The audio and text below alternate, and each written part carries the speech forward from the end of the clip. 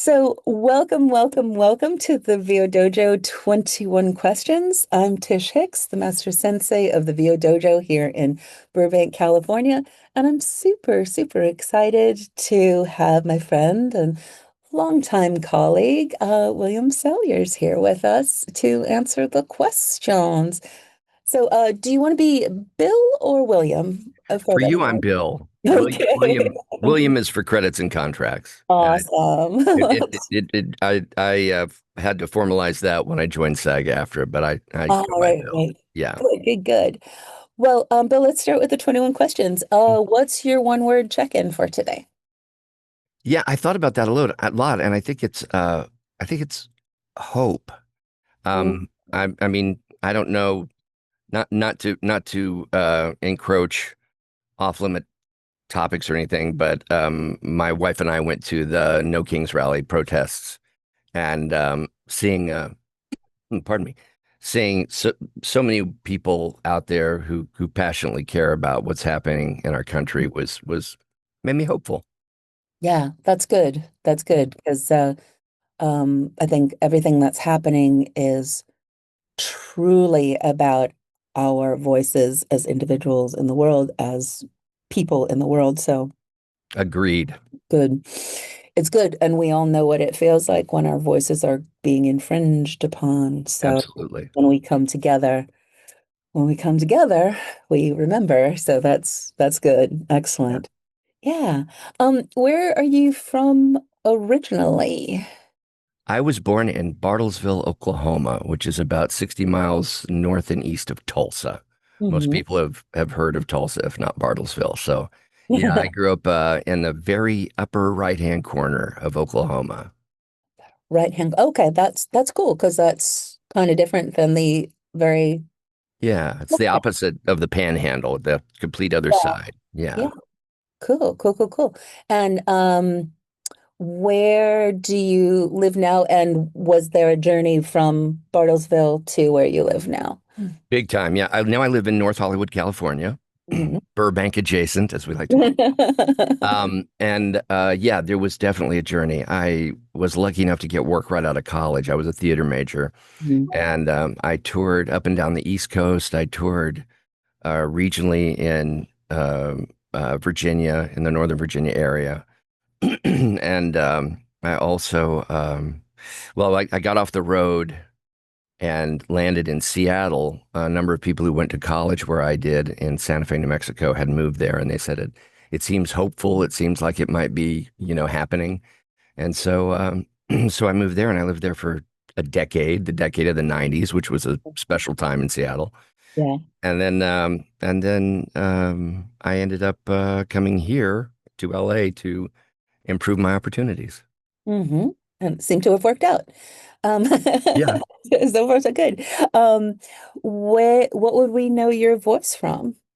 Probably most popular as Rigby from Cartoon Network's regular show, the Emmy award-winning regular show. Shake it up, Um, girls. yeah. And then not my Emmy, but an Emmy. And then also I did the performance capture for Doc Ock and Marvel's Spider-Man for the PlayStation, and that was kind of a big deal. And Morton Solus in Mass Effect 3. I was on a show with a cult following called Moral Oral on Adult Swim that a lot of people got a kick out of, and others were scandalized by. And so those Your are, work here is done. yeah, exactly. Those are probably my most well-known roles. I've been lucky enough to perform in a couple of things that turned into breakout fandoms, and I know a lot of wonderful people who haven't had that opportunity, so I'm very lucky. Yeah, that's great. How long have you been doing voiceover? Gosh, I think about 15 years, Hmm. but Hmm. between 15 and 20 years, yeah. Yeah. And I'll let you define this. I'll let you define this for yourself, but who is your current team? Who helps you get everything that you do in the world? Who helps you do that? I have I'll leave that to interpretation. I got you. I have wonderful agents at Imperium 7.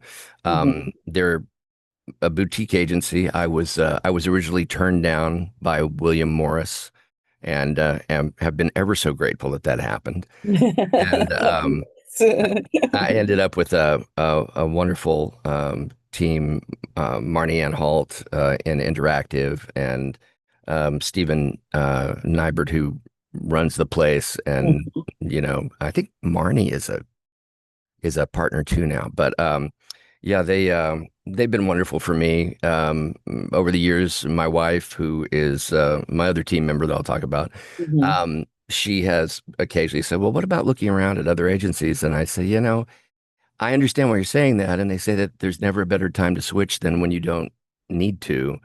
But the other side of that is I get auditions all the time, and I don't know what more I would ask for. I don't know what, if they're getting me opportunities, and I don't know what more I could ask for an agent. And they aggressively negotiate, so I end up, with scale and a half, double scale. I love them. And then my wife, I would not still be doing this if my wife hadn't years ago said, "I don't want you to quit because you're miserable when you're not doing this." Mm. So it was not long after that conversation that I did got into regular show. So, Mm. she is my most loyal supporter and my most important audience member. And yeah, I'm very grateful That's for her. cool.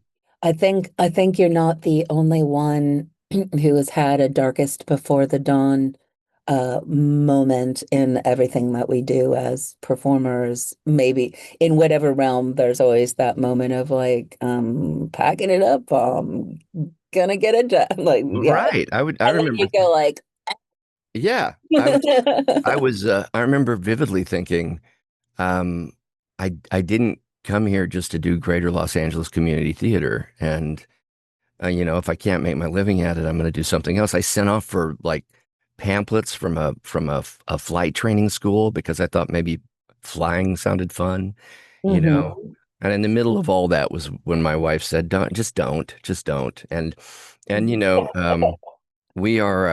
we're in a position now where I'm able to significantly contribute to the household. But there was a period of time when, she would have to cover me if I couldn't make rent, that kind of thing. And Mhm. she always had faith in me. And as a result, I kept working until I finally had faith in myself. Wow, that's powerful. That's a powerful thing. Yeah. Good. At the dojo, we always say it's always just you, but you never do it alone. That's why that the team, the people who are working with and for you, and the communities that you build, this is how we get through and get to where we want to be. For So, sure. yeah, and get through when things are not where we want to be. Yeah.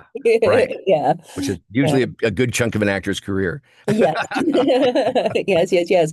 Um, a lot of this call is about where are you and where have you been? But in terms of your recording setup, what is your setup now and what were previous incarnations of it?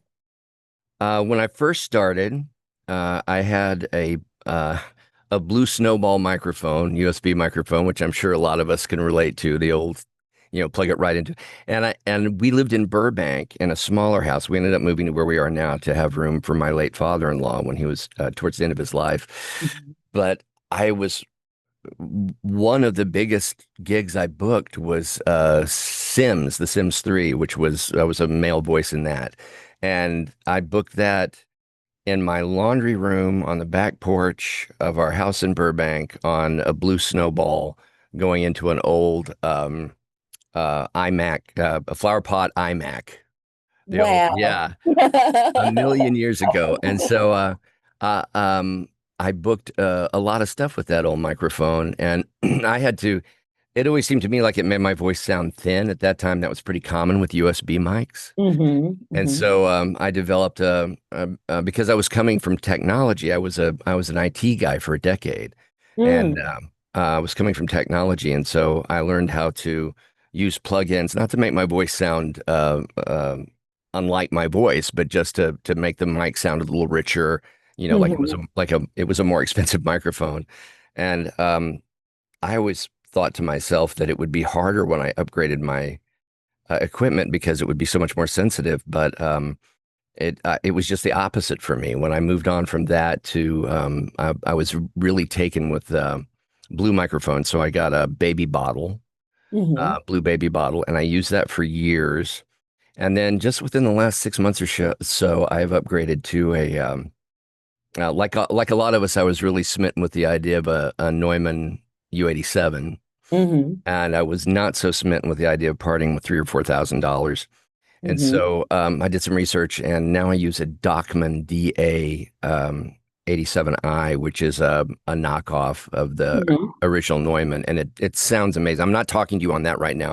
Mm-hmm. I my if you if it wasn't for my fake background and for the green screen that surrounds my walls, my background would look very similar to yours with the Mm-hmm. pyramid foam, you know.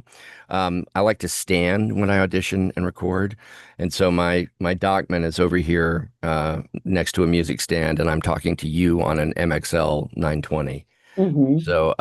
So yeah, so that's what I use Reaper for my DAW. I really like Oh. it. I used Audacity for years and years and years. Mm-hmm. And then I found Pro Tools to be a little intimidating.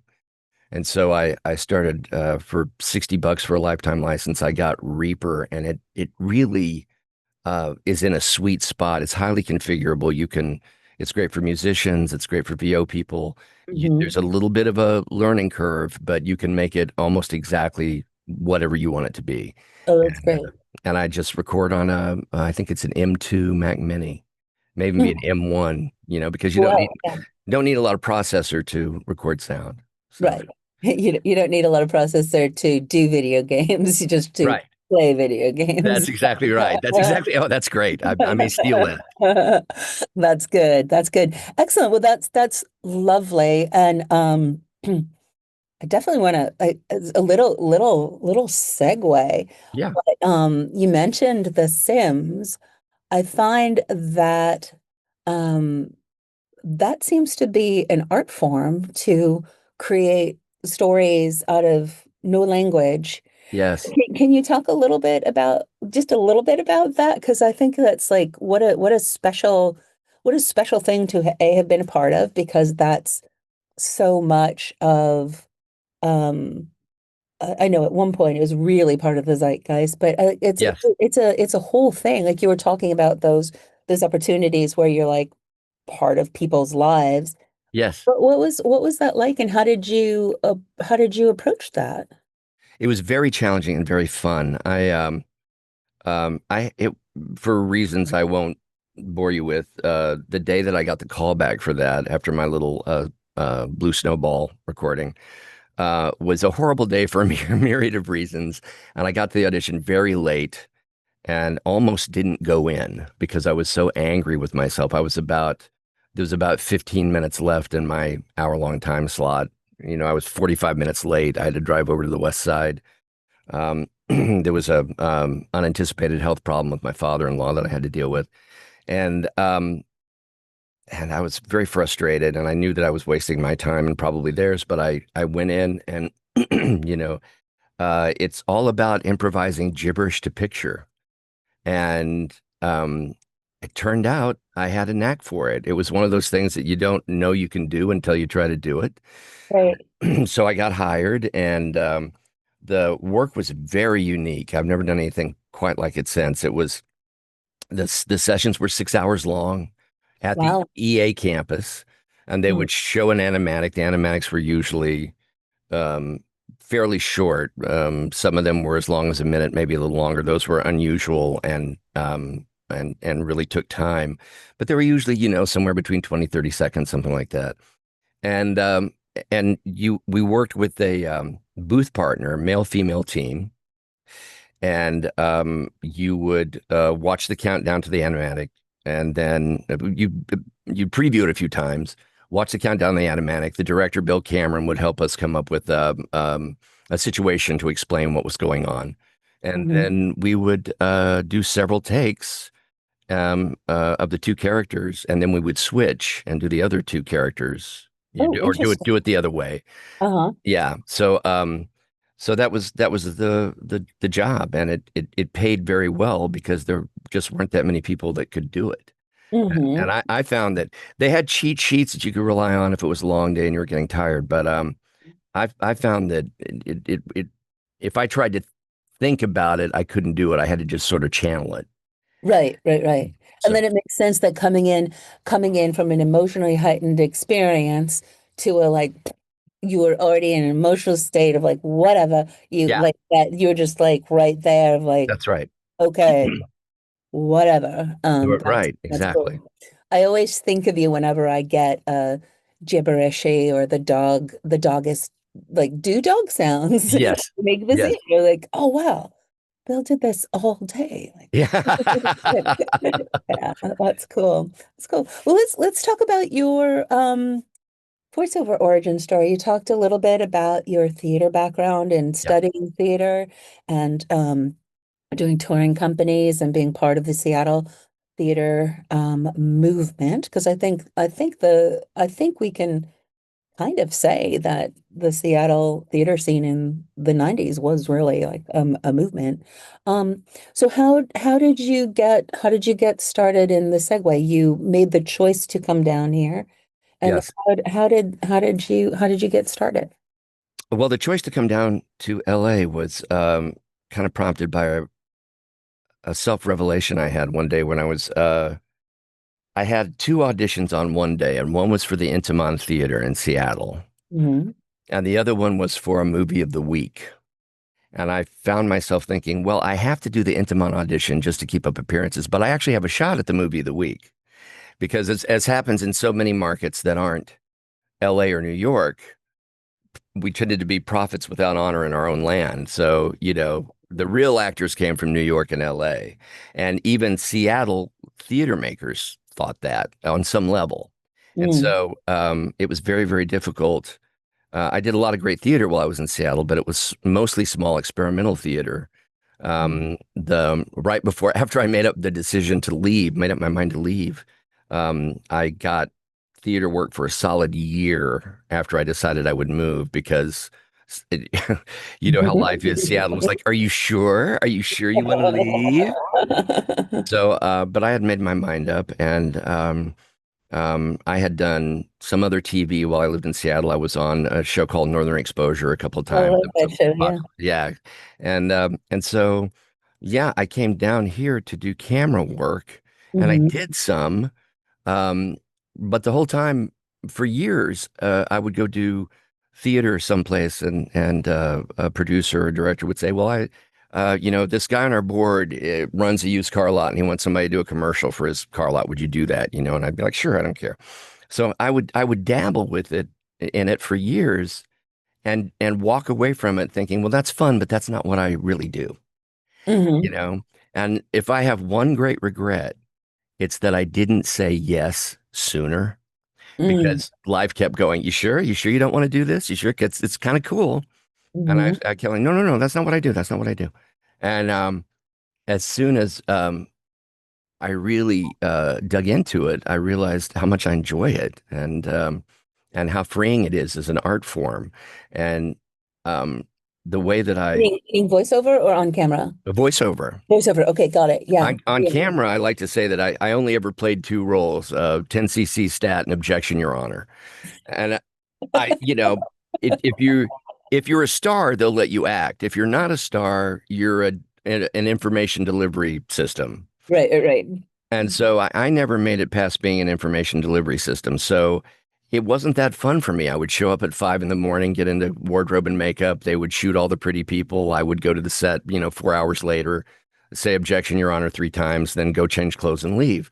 And, it paid well. I met some cool people, but it wasn't what brought my idea of acting, Hmm. as opposed to this, which is like get in front of the mic and act.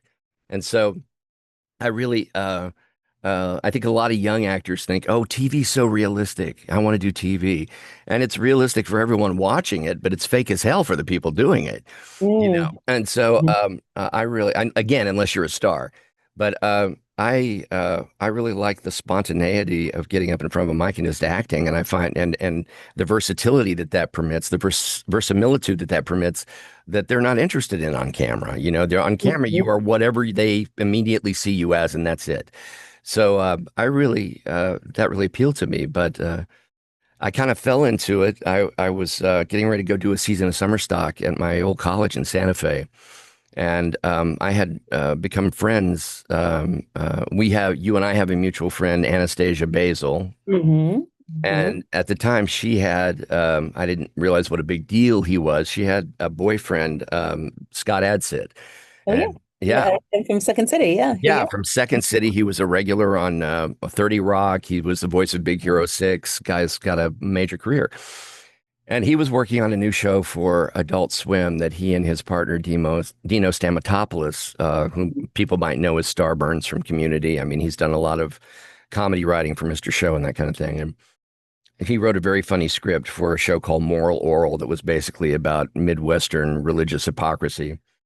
yeah. And excuse me. And Scott called and said, "We've got the whole thing in the can." I knew they were working on this. They had told me I'd talked to him about it. I said, "Oh," he said, we got the whole season in the can, the whole first season." I said, "Yeah, congratulations. That's great. There's one voice that we're not happy with that we'd like you to come in and read for." And, at that time, I already knew that voiceover was a tiny world and that animation inside voiceover was an even smaller world. And Hmm. I knew there was no way that this guy from out of nowhere was going to book this job. And so I kind of tried to not do it. I was busy. I was trying to pack. I was trying to leave town. And finally Scott said, "Well, you're 5 minutes away from the studio. Just come do a read." Uh, And I felt like I would be ungracious if I was like, okay, the guy's trying to throw me a bone, do me a solid, do a kind gesture. I should take him up on it. So I went in. I wasn't remotely nervous. I wasn't trying to pretend I was anything that I'm not. And Dino even said, "Well, you've done VO before, right?" And I could have said, "Well, yeah, I've done some." Instead, I was like, "Not really." And and so I did the audition. It was fun, and I didn't think about it again after that. I went back to work, and not the next day, but the day after that, Scott called and said, "Well, the network really loved you, and you're in. Can you come record the first season, re-record all the stuff that this character does?" So so I went in, and the whole season had been already in the can, so I didn't meet any of the other cast members. Hmm. I worked for 4 hours under Scott and Dino's tutelage, and then I went to Santa Fe and did summer stock, and more or less forgot about it. And one day, all these checks showed up in the mail, I was like, wow. I mean, I didn't even know, they can't just bring you in for 4 hours and have you do eight episodes and then not pay you per episode. So I was like, dang, that's a lot of money. And then while I was still there doing theater, the day came when the show premiered, and I heard my voice coming out of a little doll, and it was the most surreal experience I've ever had. But I was hooked, and so I did everything backwards. I got cast as a series regular, and then I got a reel, and then I got an agent, and That's so okay. Yeah, the yeah. the become a movie star approach is always good. How do you make it in Hollywood? Well, first become a movie star. Yeah, Yeah. exactly. That's right. Yeah, that's really, and it's so funny to hear your success and the doors open have come when you're like, what, I gotta go, whatever, or I'm not even Yeah, gonna that's like. exactly. It's fascinating. And That's I've really tried. One of the things that really weighed me down in my on-camera career was I had a small agent who represented nobody and had no clout. I got an audition probably once a month, and it was the biggest thing in the world, and now I do these. I usually do several auditions a day, and so I just can't get precious about any of them. And so instead, I think of it as like, well, whatever happens, this is my one chance to play this role, and I'm going to Mhm. have fun with it, and then move on to the next thing. Yeah, yeah. And so you had the opportunity come, then you got a demo, then is that where did you start with Imperium 7 or did you A, did you a, take a someplace friend, else? a friend walked me into William Morris before they were William Morris Endeavor, and I said to them, "Look, I'm already on a show. If you hip pocket me, you can get 10% of it. Nobody owns it. You can have it." And they were like, "Yeah, no, thanks, but no thanks." And at the time, I was like, "Oh my God, I just lost William Morris. Like, I mean, nothing good can come now. It's like anything's gonna be a compromise." Well, I ended up Carolyn Lawrence, who was the lead voice in Moral Orel. Like a lot of times, they had a woman do the voice of the little boy who was the lead of the story, Hmm. and she was like, "Well, I think you're great. I'll walk you into my agents at Imperium 7." And so I met with them, and they started sending me out, and it was just kind of a love match. Like I didn't wait a long time to book. I got stuff pretty quickly, and my previous uh, technology work helped me know how to deal with that part of our profession. Hmm. And I've been with them ever since. Did I accidentally answer your question and all that? No, no, you got it. You got it. Yeah, just like what it's The interesting progression. how it unfolds Oh, for. and coded to that story. Um, After that, like I heard from people at who were with William Morris Endeavor that and this is all secondhand. This is all, it's like I'm not making any claims here. This is all opinion. But I heard from people that their non-celebrity VO stable was basically treated like spaghetti at the wall. That like that we've got a big star coming in today, so you guys take the back entrance, and we'll rotate you out as quickly as possible. And then few years ago they did away with their non-celebrity VO stable altogether. So Yeah, I like would, a glacier into the ocean. Yeah, yeah, so I would still have a different VO agent by now. right, right. And that was a great lesson in you never know what's good and what's bad until you have perspective. And big doesn't always mean best for you. That's right. I had a moment in my career that actually is part of my origin story, part of the dojo's origin story with that very same agency that I was like, Oh, oh, yes. but I went and it was like, oh, apparently this is not the place for me. But Right. it took me a while to realize that because it was like, but you're here. Like, Yes, exactly. but And I it's was not working for you, but you're here. It's like, yeah. and there was a flirtatious moment where I was in the booth with my booth partner for Sims, Becky Boxer, a great Hmm. gal. Yeah, who was booth director at William Morris. Yes, yes, Yeah. Yeah. exactly. Mhm. She We were in the booth one day, and this was after I booked regular show. And the head VO agent at William Morris at that time was this fellow named Eric. Mhm. And Becky said, "Oh, Eric would definitely take you now." And I said, "Well, I'm not interested in Eric now. I'm going to dance with the people who brought me, you know." Right, And so it's like there are people that say that you can't afford loyalty, but loyal in our line of work. But the other side of the loyalty coin is selfishly knowing what a good relationship is and letting it work for you and not constantly trying to, hop in the next bed, so right. to Well, speak. and then from my story, it's fascinating because I've come full circle in that Eric is part of my team at Really? now. So it's once again like no matter what happens, you That's don't right. know where things are going to go or how things are going to unfold or where you'll reconnect. That's So, right. I've been doing Subaru for many, many years and Eric's right there giving me those auditions, making sure I get the contracts and stuff. So That's you doing Subaru? I've been one of the voices of Subaru for like the last 15 years. Oh, that's Yeah. wonderful. Yeah, so that's really but it just kind of goes to show you like you don't shut doors, you keep things open and Yeah, that's right. good. Yeah. Um let's see. This fascinating. I'm always so intrigued. Like how did you do it? What would you say? Well, let's see. Let's do this. What do you think what would you say was your big break? Was it moral oral or was it like what would you say was the or do you believe in a big break? Like do you think there is such a thing? That's a freaking great question. I always think of my big break as regular show. Mm-hmm. But I wouldn't have been in the room for regular show if it hadn't been for everything that came before. Mm-hmm. So, I mean, I give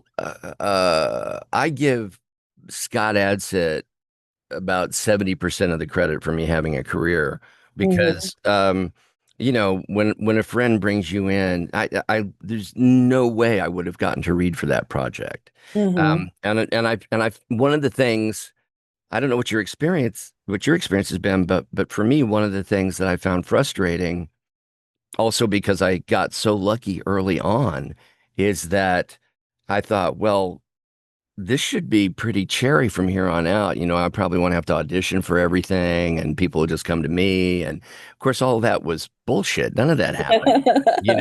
Not only do I have to, I mean, I wasn't even, I didn't even break into other things I read for on Cartoon Network when I was doing regular show. And it took a while to realize, for me to realize that a lot of these projects are not closed shops because that's a union term, but essentially, they want to work with the people they've worked with, and they want to work with the people they've gone to school with, and I totally get that. And it can be really hard to break in as an outsider, and Hmm. and that was my experience going forward. Was it's like, oh, I still have to scrap for everything. Hmm. Well, I think I think that is just a truth in this. It is a truth universally acknowledged that that's how it goes, no matter who you are or how Yeah. in the performing arts. And then I think it's also like the thing that comes up for me is the corollary of yeah, it's who you know, but in the most positive way. Yes. So just get to know people and get people to know you as someone who's good. Like, Scott knew you, you were good. Like, oh, so yeah, it's who you know. We have our working pro division, and one of the elements of that is called the VO Dojo Pro Fight Club, where we bring together top-notch talent and the decision makers who hire us. But it's this opportunity to get to know each other, get to know the process, get to Yes. know, we call it making the audition process, we call it a fiercely friendly face-off that makes the audition process transparent. So we're still stepping up, stepping in the most nurturing, friendly way. And then we get to meet these people who are doing the things, and then Yes. we know them, they Yes. know us a little bit, but it separates you from the other 8 billion people on the planet. And Right. yeah, so, but it really is like who you know. So then just how do you joyously get to know people? Yeah, and for me, and I mean, it's, knowing Scott and knowing you, that goes back to Open Fist. That goes back to doing theater, Hmm. and uh, I don't, I don't mean this to sound like self-promotion or bragging. I don't, once I say I will do this role for you, it doesn't matter if that role is paying me. It doesn't matter if I'm doing it because I find it interesting. It doesn't matter if I'm doing it because I'm working with friends. I'm going to approach that the same way I would if I was making $1 million for it, Hmm. because I've always been one of these people, for better or worse, that like I would have paid for the privilege to do it.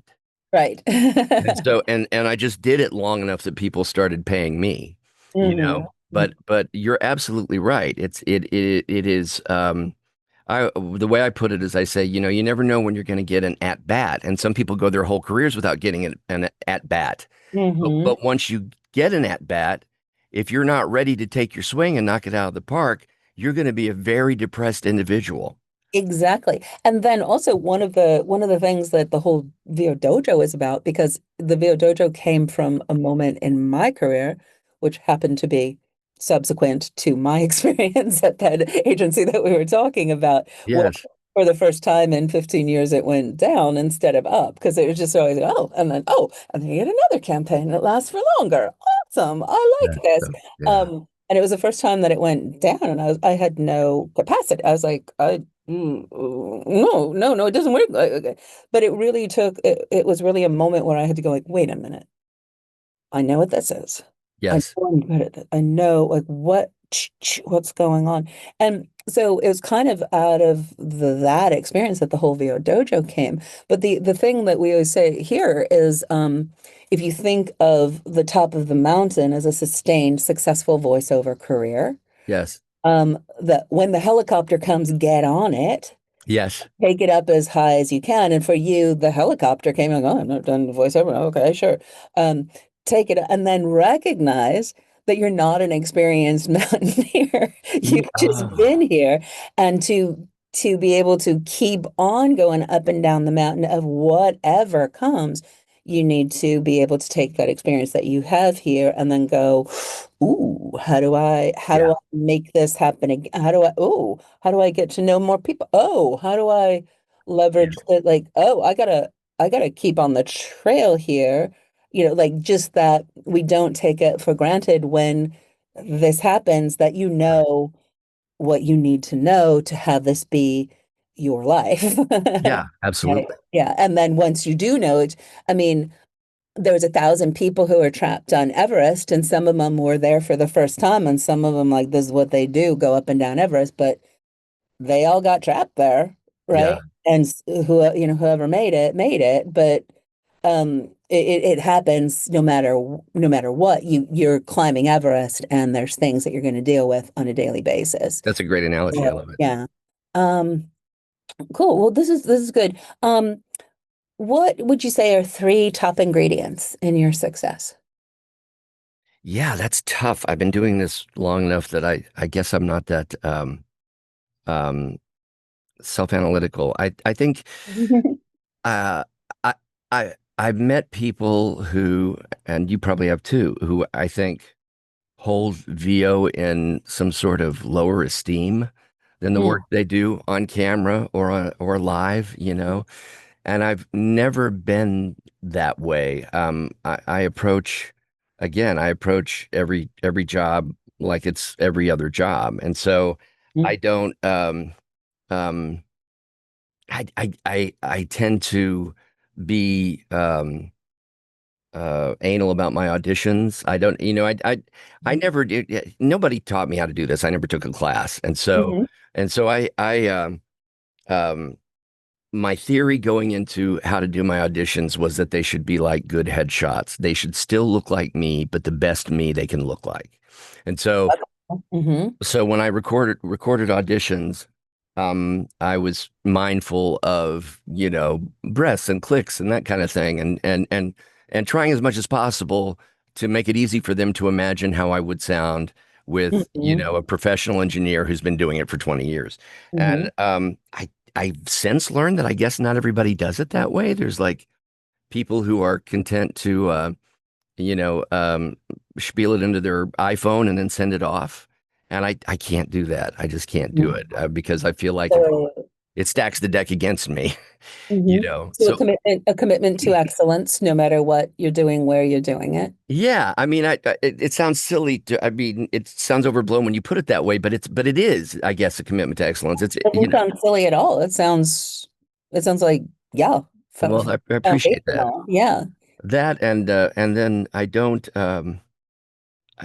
don't judge my characters. I don't I played a lot of bad guys and stupid guys and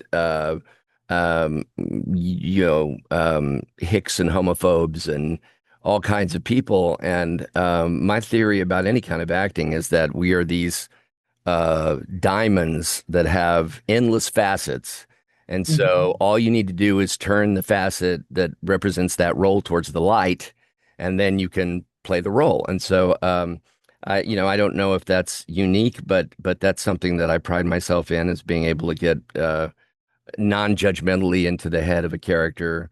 Even if I might find them unsavory personally, and they might not be Mhm. somebody I would have a beer with, I um, and beyond that, I just take my work very seriously. But I was in the booth the other day, and the Kirk Thornton. Do you know Kirk?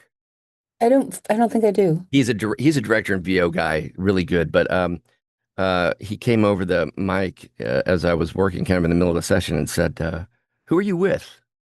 And I said, "I'm with Imperium 7," and he, closed the circuit, and I didn't hear any more. And so, kind of nervously, I said, "Why are you going to order another actor?"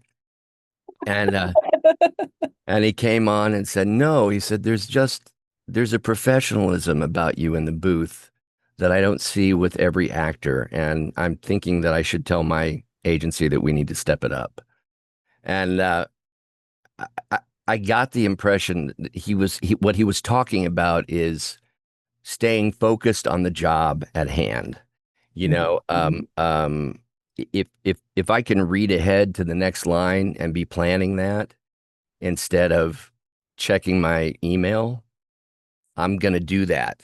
And Mhm. again, for me, it's all about stacking the deck in my favor. I will cold read. I'm pretty good at cold reading.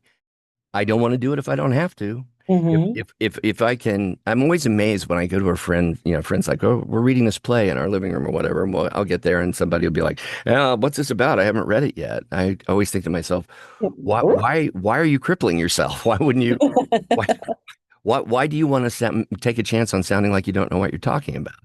And so that's what I try to bring to the session is I am there to collaborate in making the best audio that can be made. And that's Mhm. more important than checking my email or, Yeah. or reading about the latest political debacle or whatever. So I try to stay in the moment even when I'm not recording, if that makes sense. Yeah, that makes total sense.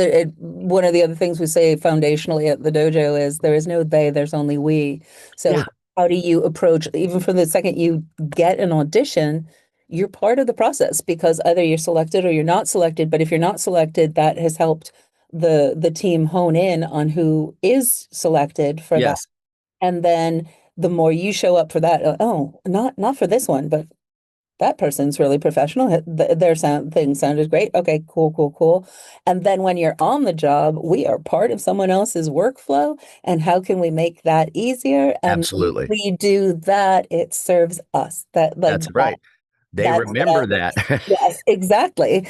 Ooh, let me get that guy who made my life easier. Yeah, that's right. Who made me look good. Yeah, exactly, exactly. Yeah, those are really powerful ingredients. Really, really great ingredients. Thank you. Yeah.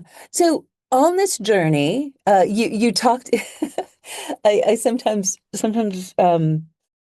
you talked about your first experience of the walk to the mailbox when the money came. So the question at hand is, how long from starting VO to making your full-time living at VO? Because I think that there's a separate there, like starting Yeah. VO and making your full-time living. There's sometimes a an interesting gap there. Yeah, I had a really because I didn't start making serious headway. I didn't discover VO, if you will, until I was in my late 30s, early 40s. Mm-hmm. And so I was too much of a grown up to like I'm going to run out and put a down payment on a Ferrari or whatever. So Yeah. This is good. yeah, so I was like, well, the only thing I know for sure about any job, and this is while I was working on Moral Oral, the Hmm. only thing I know for sure about any job is that it's going to end someday. Hmm. And I Hmm. don't know what's in the future. So I kept my IT clients as long as I could. Hmm. So there was a period of time when I was working as a series regular and, formatting hard drives. Oh, And wow, that's fascinating. and Yeah. the great thing about that gig, it was I fell into that by accident too. I feel like I can't take credit for any of the good things in my life, but I sort of fell sideways into IT consulting, and that turned out to be an unexpected major boost to my career because it let me set my own schedule and make a living on fewer than 40 hours a week. Hmm. And so suddenly my grandma didn't have to die for a third time for me to make an audition, Hmm. and I Not was again. yeah, exactly. I was getting the kind of money that enabled me to consider upgrading my equipment, that kind of thing. And Hmm. eventually a point occurred where I just didn't have time for my computer clients anymore. I was doing too many Hmm. auditions, and I've been very lucky in that I tended to book something long term as something long term I was doing was coming to an end. And so I was able, Yeah, that was that little that place where things went down. I was like, no, that doesn't That happen. can be, yeah. Residuals were incredibly helpful in that. Hmm. Um, and suddenly I got to, not suddenly, eventually I reached the point where the income was self-sustaining. Hmm. And, we would talk, my wife and I would talk about COVID was an ugly time. I think we can all agree on that. Hmm. Um, so I remember during COVID, like my wife was like, you might have to get a job. And I was Hmm. like, yeah, you're right. I might have to get a job. And I was looking around for that, but then I would book frequently enough that I would say to her, well, I can either work 40 hours a week with no time to do VO and make the same amount of money, per annum that I make, booking once in a while. Hmm. And she agreed that it didn't make any sense. And so again, she helped us through some of those hard times. I mean, there's no denying what a dual income can do for an actor's career. Yeah. you know. But so that was kind of what happened was it's less that I tried to quit my day job and more that I tried not to. Oh, And that's a really interesting perspective. I think that's kind of a healthy perspective of how do you make sure yeah, that at it's least something's continuous, right? I think in my opinion, if I had to do it again, I'd do it the same way. In my opinion, don't give up regular income until you absolutely have to. Right, right, right. Yeah. Because then you can be so much more at ease when you're like, oh crap, I'm not Yeah, gonna eat, or my family's not gonna like pay bills or whatever. yeah, that you don't have that internal like That's right. I feeling. mean, I think, the question, if you're asking myself, or asking yourself rather, should I quit my day job? The answer is probably no. Right, You know, right, right, right, right, for me, it was just like, I held on to two or three clients, IT clients, to the bitter end, and then finally, I was just like, I'm right. sorry, I don't do it anymore. You're going to have to find someone else. Yeah, that's interesting. And I found in my career there was a point where I realized that my spouse didn't need to. Like when our older son was born, he was like, I'm doing this, I'm doing this. And I was like, I think we're cool. Yeah, I And got then, it covered. kind of later on, there was a point like, it'd be good. Yeah, right. That's right. But That's it'd be right. really good. But yeah, that's really powerful. Let's see, what are you proudest of in your voiceover career? Undoubtedly booking uh regular show. And the Like, re and the reason I'm proudest of it is I didn't know anybody in that process. mm, I was a complete outsider. yeah. I turned in an audition with my blue baby bottle here at home, and they called me in, and I booked the pilot. I booked the pilot, which was at that time Cartoon Network did a thing they call Cartoon Institute, which was it was almost always a young person who was an intern would pitch a show to them, and they Oh, would say, "Okay, we like this idea. We're going to fund a pilot that will go on YouTube." okay. And then, depending on how the pilot is received, we may greenlight the show. Well, I was I was in the pilot, the YouTube pilot for regular show. And after I recorded that pilot, I went back to work. At the time, I was working for a school, Mhm. supporting their computer network in Encino. And Hep Jameson, Yes. a mutual friend of ours, reached out to a bunch of people, and I was one of them. She emailed a bunch of people and said, "Hey, a friend of mine is casting this thing for Cartoon Network, and Oh. she's asked that anybody that I think is good, I just like reach out to and have them submit." So I sent this. It was Linda LaMontagne, I think, and I Mhm. I sent her an email and I said, "Hey, my name's William Salyers. I was in Moral Oral, and I did a Cartoon Institute pilot called Regular Show, and I just whatever you're auditioning for, I would love to read for you." And to her credit, she emailed me back a couple hours later and said, "Well, funny that you should um, uh, submit because this audition is for your role and they want to hear other people. And Oh, so wow. they were auditioning for Rigby, the character I ended up playing. And so I didn't even know that at that time I didn't even know that regular show had been chosen to move forward. Wow. And then I find out That's that yeah. So not only was I not wow. was I was auditioning for a role that I was specifically not invited to submit for, and a role that I had played before, a role in fact that I had originated. Wow. And so I pulled the knife out and said, "Thank you. Let me know if I can be of any use in the future." And I went back to, supporting my computers. And a couple of weeks passed, and I got another email from Linda LaMontagne saying, "Well, they'd like to hear you again now." And so I went in and I read. And as I was driving away from the audition, I called my wife and I said, "Well, I left it all on the field. I can let it go now.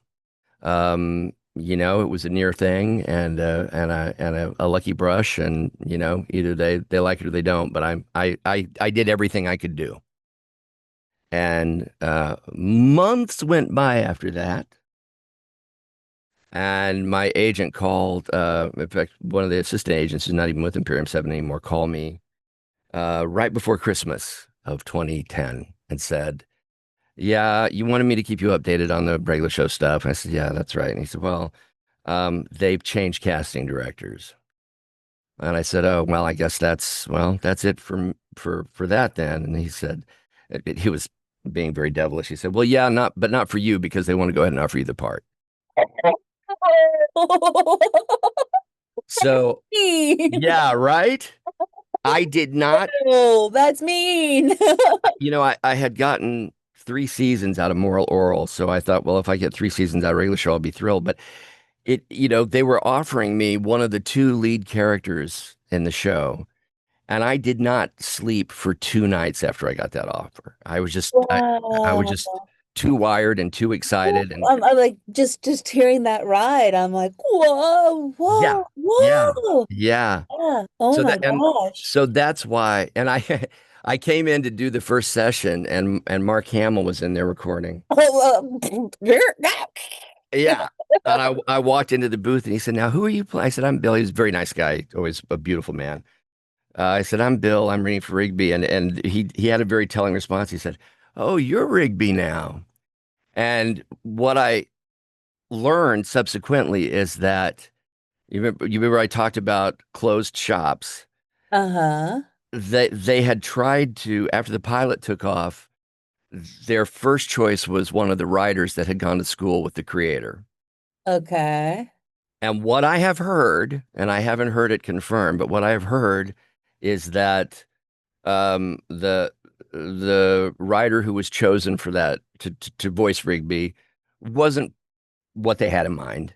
And they said, "Look, maybe you should try an actor rather than somebody that that you like, that you went to school with. Maybe you should like go outside the fold and apparently it was JG's wife who said, 'Why don't you give the other guy a shot? He was great in the pilot.'" And Wow. so when I went back in, when read, um, I made JG laugh. He was on the other side of the glass, and I thought, well, I made the creator laugh. I did the best I could do, and it's going to be what it is. And so Wow. all of those weird, um, not my talent came through, but it came through again and again and again. And at any point, with the addition of a significant amount of good fortune Right, right, and right. and and people who had influence going, well, what about the guy that did the pilot? He was good, and so that all came together to make me Wow. a lucky son of a gun. And so that is to this day my proudest achievement, because I had to win it not just once but twice, and I didn't know anyone involved. Wow. That's like shivers. Thank you. That's Yeah, it was. amazing. That's Yeah. mountain climbing. Yeah. Like, yep. Yeah. Yeah. Wow, that's an amazing story. That's like, Grandpa Bill, tell us the story about the How store again. did we end up with these cool toys? Now on the other side of this, what's your biggest fear or challenge in your voiceover career? Because I think we all have those things too. Well, I am not good at leaving my house. I am an introvert. That's the next question, but sometimes that's a beneficial thing for this. Yeah, well, what I tell people is I'm an introvert by nature and an extrovert by profession. And Hmm. what we typically refer to as networking doesn't come naturally to me. Mm, It kind of doesn't matter because I'm just old enough now that I've just met a lot of people who do this, and mm. so there's that, but I that's my biggest challenge is there are probably events that I should go to that I don't go to, and connections I should probably make more of an effort to keep alive. It's just it's really not in my nature to put myself out there. So that's That's something that I struggle with all the time. that's good. Or you can become the JD Salinger voiceover. There is a oh, From your mouth. I see him. I saw him somewhere. Yeah. The grocery store. Yeah. Comic Cons have made me better at it Yeah. because you're There's no introversion there. no, that's right. If you are, you're not getting paid. Right. Well, there you go. There you go. Yeah. So looking forward, if you could do voiceover from anywhere, where would it be? Well, at one point I would have unhesitatingly said Santa Fe, New Mexico, and and Hmm. and now just depending on how things go in the country, it might be like Ecuador All or right. Well, Ecuador, no, bad choice. Ecuador, oh, not is a good which choice. which other which other door is anyway? Somewhere not war torn.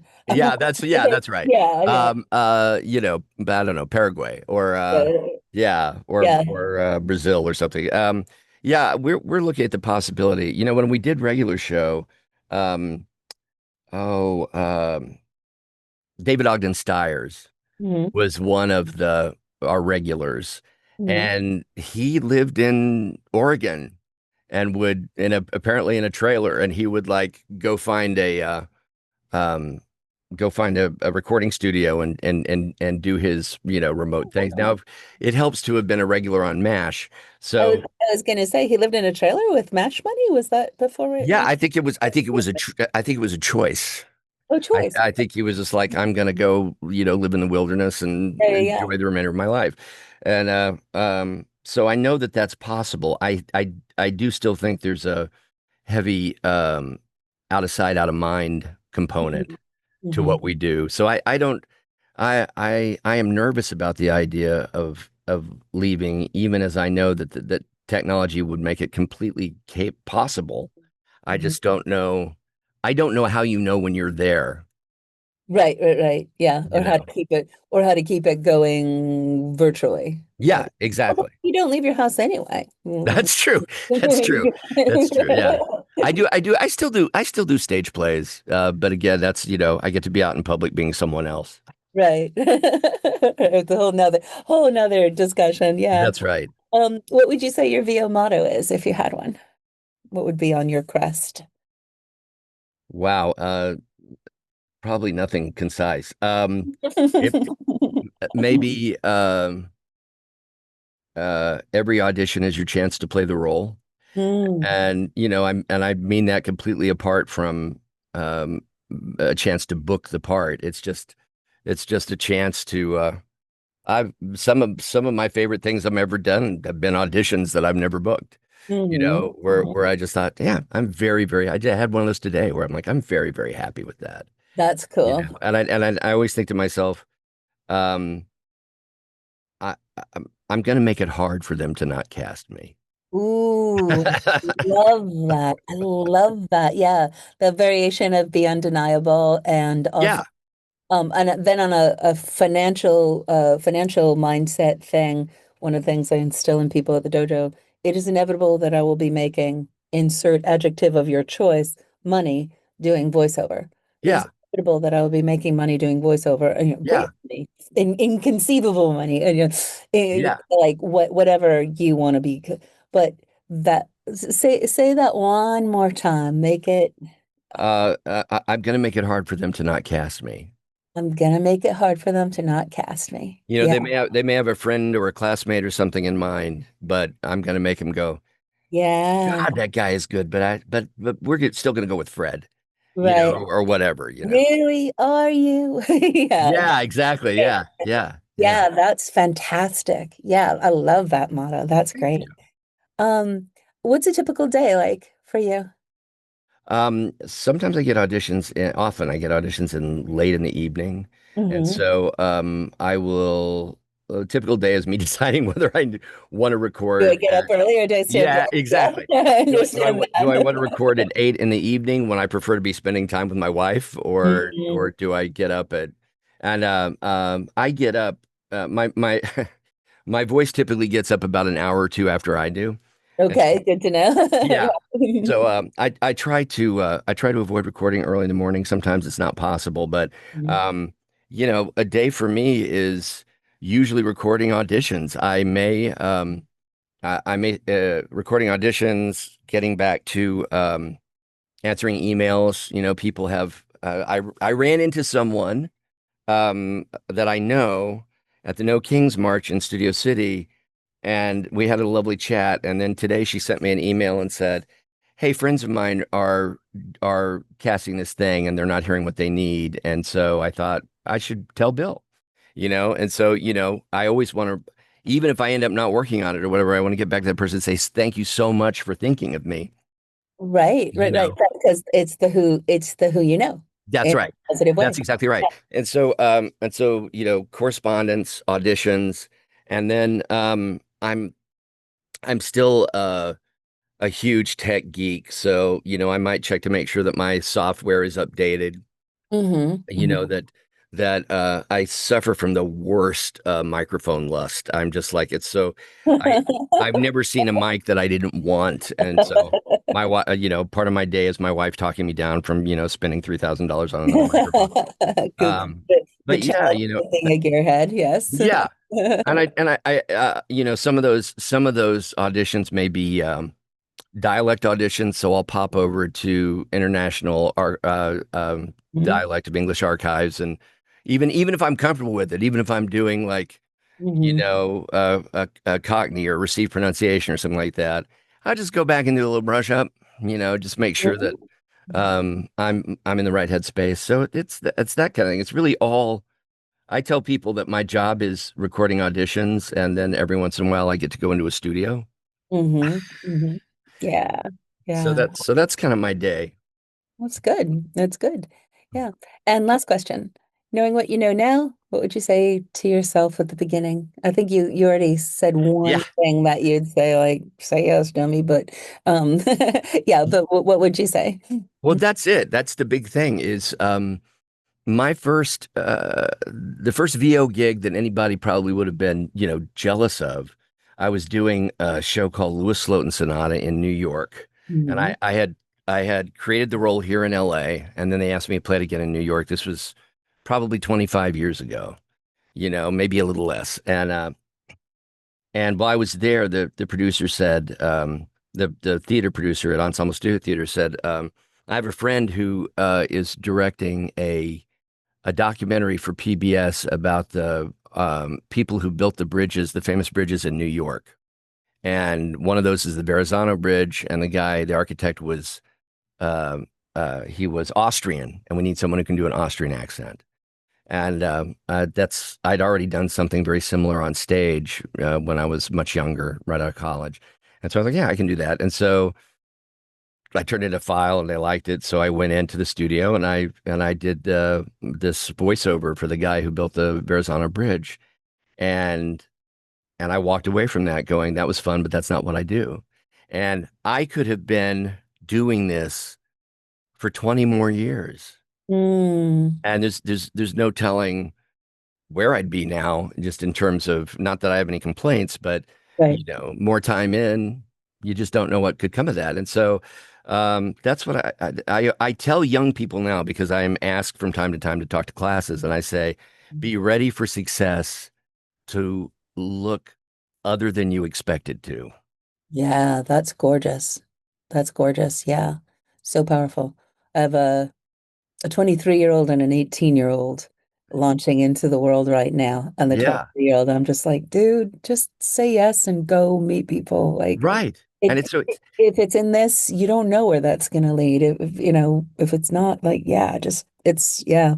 I think that's the time that most people are starting out, and it's also a dangerous time because you are so determined to write a narrative for yourself that Hmm. that you may not be open to happy accidents occurring in the course of that narrative. Right. And so many young people, I mean, I was that way, it's like, no, no, no, there's a plan and this doesn't fit into the plan. There's a plan. Yeah, yeah. And so, I think it takes an unusual a person at that age to have the courage to say, well, this isn't in the plan, but I'm going to go see what's over here. Hmm. And that's, in my opinion, never a mistake. Yeah, that's amazing. Well, Bill, thank you so much. This has been so, I love these moments to connect and reconnect. It's been a while since we've been connected and Yes. And I'm sharing. happy for all your success, by the way. You. Yeah. Yeah. It's all continuing on the trail, my friend. Yeah. And then, the whole thing about the dojo is then being a part of starting people on their trails. Yeah. I just had a pre-demo coaching session with one of our dojo members who's in her 70s and walking this, and I'm Ah, like, you go, girl, because 70 that's is the so new cool. 30. Let's do it. That's right. Yeah, so And yeah. she's going to have a voice that's not like every voice out there. No, she has an ex like she's got it going on. That's great. So That's great. yeah. Well, I'm so excited to have you join us for Ask the Sensei, and we'll team up and answer people who are on their journeys, wherever they are Definitely. on their journeys, Yeah. questions, and this helps it be so much more relatable, and look forward to figuring out how else we can collaborate. It's Absolutely. good to be with you. So, all right.